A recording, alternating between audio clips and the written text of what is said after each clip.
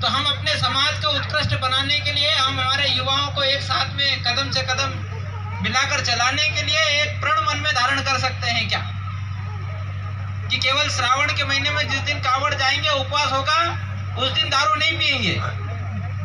भोलेनाथ कभी आपको ऐसा नहीं कहता कि मेरी उपासना करने के बाद में तुम जाके रोज दारू पियो। भोलेनाथ कभी ऐसा नहीं कहता कि मुझे जल चढ़ाने के बाद में आप भांग खाओ।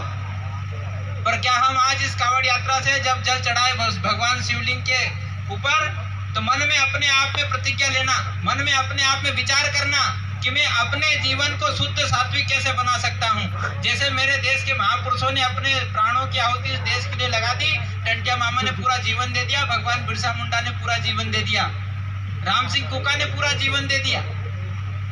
तो वहां पर जाकर संकल्प लेना कि आने वाली कांवड़ तक मैं अपने जीवन में किसी प्रकार का भी ऐसे मादक पदार्थों का उपयोग नहीं करूंगा, दारू नहीं खाऊंगा, ना पीऊंगा। ये अपने मन में भाव लेकर हमको आगे बढ़ना है। जय जय श्री राम के नारे लगा लेना केवल एक दिन का काम नहीं है, ये तो हमको जीवन आजीवन करना है। जब तक जीवित रहेंगे इस धरा के लिए और जब तक ये इस धरा पर हैं, तब तक भगवान भोलेनाथ की आराधना हमको करना है, जगत जननी भारत माता की आराधना हमको करना है। और ये करना पड़ेगी क्योंकि आताताई शक्तियों ने हमारे समाज के अंदर घुसकर हमको जातिवाद में बांटकर, ये तो राजपूत है, ये दरबार है, ये भील है, ये पटिया है, ये पिलाला है, ऐसे भावों में बांटकर हम लोगों को तोड़ने का प्रयास किया जा रहा है। आज हम पूरा हिंदुस्तान इस जगत जननी भारत माता के लिए हमारे महापुरुषों ने बलिदान दिया, तो आज उस भारत को हम पुनः तोड़ने की बात कर सकते हैं क्या? बोलो, कर सकते हो? नहीं कर सकते, क्योंकि हम भगवान भोलेनाथ के पुजारी हैं। और हम आज अपने इस मन में यहाँ से संकल्प लेकर जाएं कि हमारे क्षेत्र में अपने पास का एक गांव है, हालांकि यहाँ भी होता होगा आसपास में, नानखोदरा नाम का गांव, वहाँ पर 50 परिवारों में से 45 परिवार ईसाई परिवर्तन हो चुके हैं। और हमारे गांव में कोई ईसाई, कोई मुसलमान आकर सब्जी का धंधा कर जाए, फल फ्रूट बेच के चला जाए और हमारे लोगों को धर्मांतरित करने की बात करे, तो उन लोगों को जवाब देने का काम किसका है बताइए आप लोग? कौन देगा जवाब? हम सब लोगों को जवाब देना है। यदि हमारे गांव में कोई धर्मांतरण करने आता है, हमको हिंदू से मुस्लिम और ईसाई बनाने के लिए आता है, तो उसके लिए तत्पर किसको खड़ा रहना पड़ेगा? हम लोगों को खड़ा रहना पड़ेगा। और उनको बताना है कि बड़े बड़े शहरों में होते होंगे आतंकी हमले, हमारा संगठन कितना मजबूत है, हम संगठित कितने लोग हैं, हमको किसी राजनीतिक पार्टी से कोई लेना देना नहीं। हम तो केवल अपने हिंदू धर्म के आराधक हैं, हिंदू को पूजने वाले लोग हैं, हिंदू धर्म को मानने वाले लोग हैं, ये जगत जननी भारत माता को मानने वाले लोग हैं, हम बाबा देव की पूजा करने वाले लोग हैं। मरे हुए आदमी जो मर जाता है, जिसको ऊपर सूली पर लटका जाता है, उसको पूजने वाले लोग नहीं है कि उसको पूजने वाले हैं? अरे जिसमें कुछ नहीं है उसकी मजार बना दी, उस पर हरी चादर चढ़ा दी, उसको पूजने वाले लोग हैं क्या?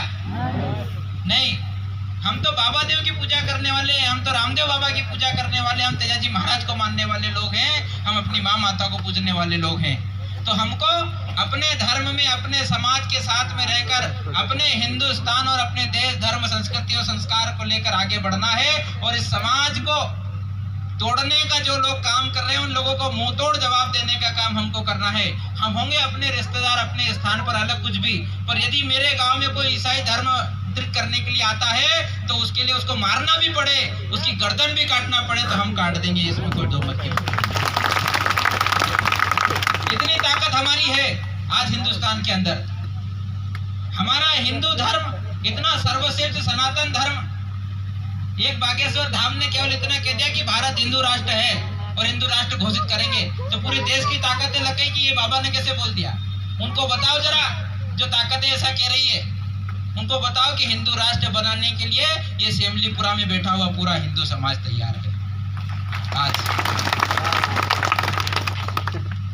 ये हिंदू समाज जब तक संगठित रहा, तब तक हमारे देश में आक्रमण नहीं हुए, और जब हमने अपने आप को बांटना शुरू कर दिया, तब से हमारे देश में आक्रमण शुरू हो गए। इसलिए हमको एकजुट होकर, एकता के सूत्र में पिरोकर, अपने देश के लिए बाबा भोलेनाथ का शपथ लेकर, अपने राष्ट्र की उन्नति करने के लिए, अपने समाज को सर्वोत्कृष्ट बनाने के लिए मैदान में आकर हमको खड़ा रहना पड़ेगा। और जिस दिन हमने मैदान में आकर खड़ा रहना सीख लिया, उस दिन किसी माई के लाल की ताकत नहीं है कि हमको धर्मांतरित कर दे, हमको ईसाई बना दे, हमको मुसलमान बना दे। ये करना हमको पड़ेगा। ये भगवा ध्वज लेकर केवल मेरे घर